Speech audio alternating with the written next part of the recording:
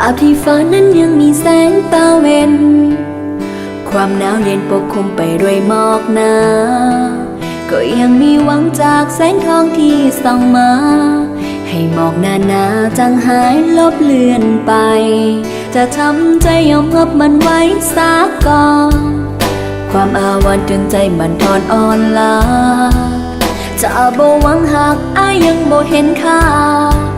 วันหนึ่งข้างหน้าก็คงดีกว่าที่เคยเป็นพอน้องบ่แม่นน้ำฟ้าที่จะพา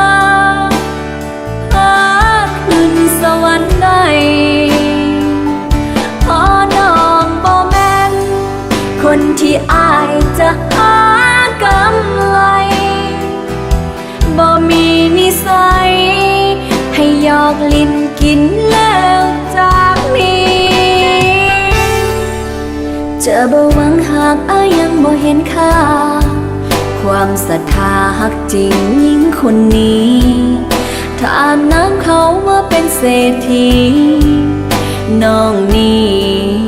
ยังบ่อยากเป็นนางฟ้า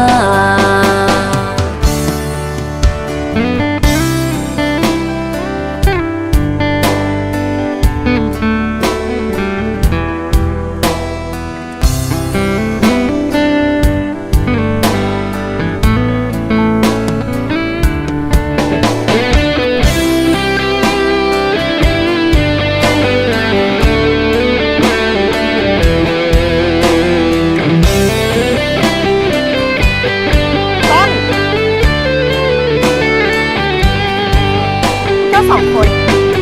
ก็ไปขับเนาะพอน้องบ่แม่นน้ำฟ้าที่จะพาขึ้นสวรรค์ได้พอน้องบ่แม่นคนที่อ้ายจะหากำไรบ่มีนิสัยให้หยอกลิ้นกินแล้วจากนี้จะบ่หวังหากอ้ายยังบ่เห็นค่าความศรัทธาฮักจริงยิ่งคนนี้ถ้าน้ำเขาว่าเป็นเศรษฐีน้องนี้ยังบ่อยากเป็นนางฟ้า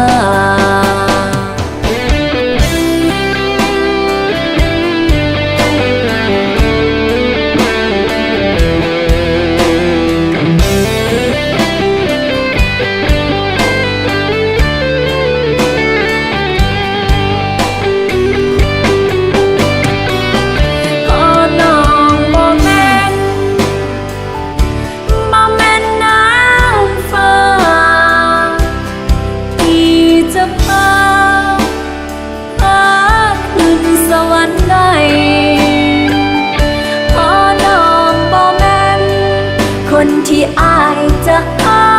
กำไรบ่มีนิสัยให้หยอกลิ้นกินแล้วจากนี้จะบ่หวังหากอ้ายยังบ่เห็นค่า